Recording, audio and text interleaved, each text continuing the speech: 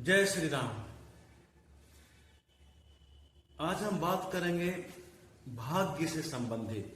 बहुत से लोग होते हैं जो आज के समय में अपने भाग्य पर रोते रहते हैं कि मेरे किस्मत में ये लिखा हुआ है, मेरे किस्मत में वो लिखा हुआ है। अपने किस्मत को दोष देना ब्रह्मा के लेखा जोखा को बदनाम करना है, अनुचित ठहराना है।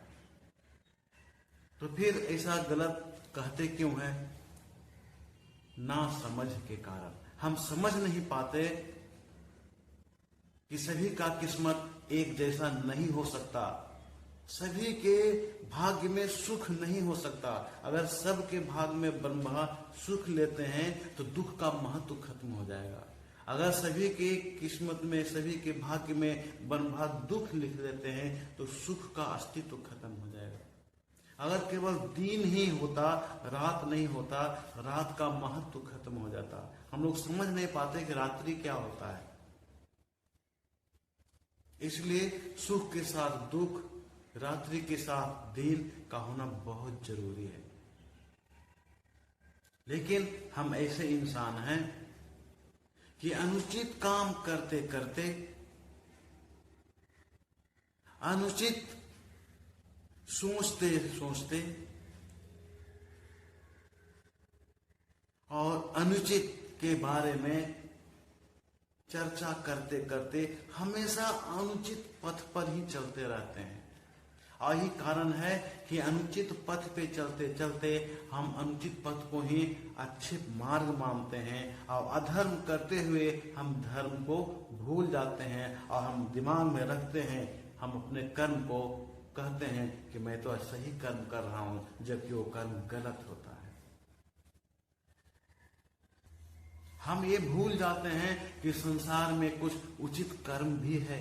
अनुचित कर्म करते करते, सोचते सोचते हम उचित कर्म को भूल जाते हैं, उचित विचार को भूल जाते हैं और हम यही सोचते हैं कि उचित कर्म और उचित विचार तो संसार में कुछ है ही नहीं।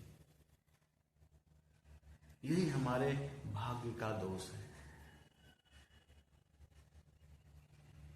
और हम जीवन भर सुख और दुख के दो किनारों के बीच इस जीवन के रूप में नौका पे तैरते रहते हैं।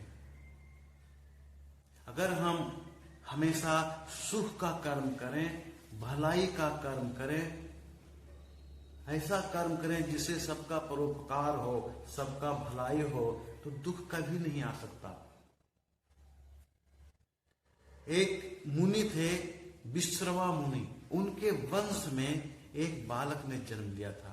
महान पंडित था, महान योद्धा था, महान शासक था, लेकिन महाअहंकारी था, महापापी था।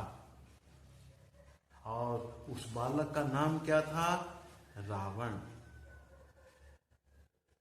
उसके महलों में सारे सुख सुविधाएं पड़ी हुई थी, सबकी व्यवस्था थी। महलों में जिंदगी भर वो रहा।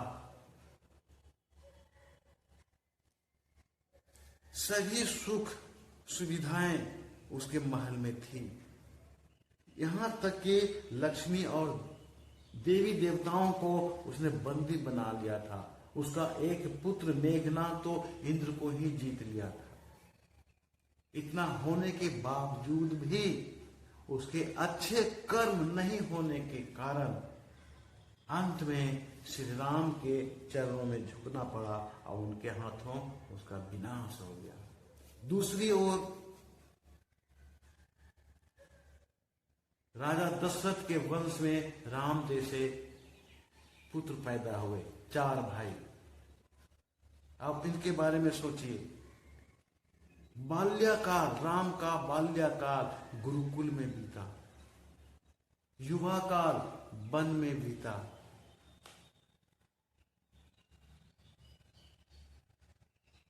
वन में रहते हुए उनके पिता राजा दशरथ का स्वर्गवास हो गया। फिर भी वो जंगल में रहते हुए ही अपने पिता के मुख में गंगा जल का दान दिया, गंगा जल दिया। उन्होंने कभी अपनी मर्यादा को नहीं छोड़ा, कभी भी अपने एक पुत्र का जो धर्म होता है उसको उन्होंने कभी नहीं छोड़ा। जन्म से लेकर पूरे लाइफ तक, पूरे जीवन तक उनके भाग्य में ब्रह्मा ने कष्ट ही कष्ट लिखा है। वो भी एक राजा का पुत्र थे, लेकिन जीवन पर्यंत कष्ट झेलने के बाद भी, आज भी और सदियों तक राम का नाम प्रभावकारी है और प्रभावकारी रहेगा। प्रभावकारी इसलिए रहेगा कि उन्होंने जितने भी कर्म किए, कष्ट झेलते हुए अच्छे कर्म किए, मर्यादा से हटकर, मर्यादा से दूर रहकर उन्होंने किसी काम को नहीं किया।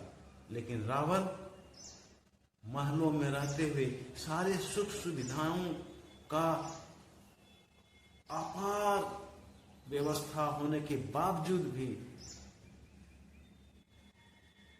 श्री राम के चरणों पे, जिसको रावण बनवासी कहता था, चरणों में झुकना पड़ा और उनके हाथ उनका विनाश हो गया। इसलिए हम ये नहीं कह सकते कि ब्रह्मा हमारे नसीब में, हमारे किस्मत में गलत लिखा है। ब्रह्मा ने सबके किस्मत में उचित चीजें ही लिखी है। ईश्वर का वश हमारे कर्म पे नहीं है। हम जो भी कर्म चाहे कर सकते हैं और जैसा कर्म करेंगे हमको वैसा ही फल मिलेगा। तो एक जन्म का कर्म हमको अगले जन्म में मिलेगा। अगर हमको मेरा कर्म अच्छा है तो फिर हम मानव तन पा सकते हैं। ऐसे मानव तन पाना इतनी आसान नहीं है। हजारों 80,000 जोनियों को पार करने के बाद एक मानव तन मिलता है। इसलिए हे इंसान,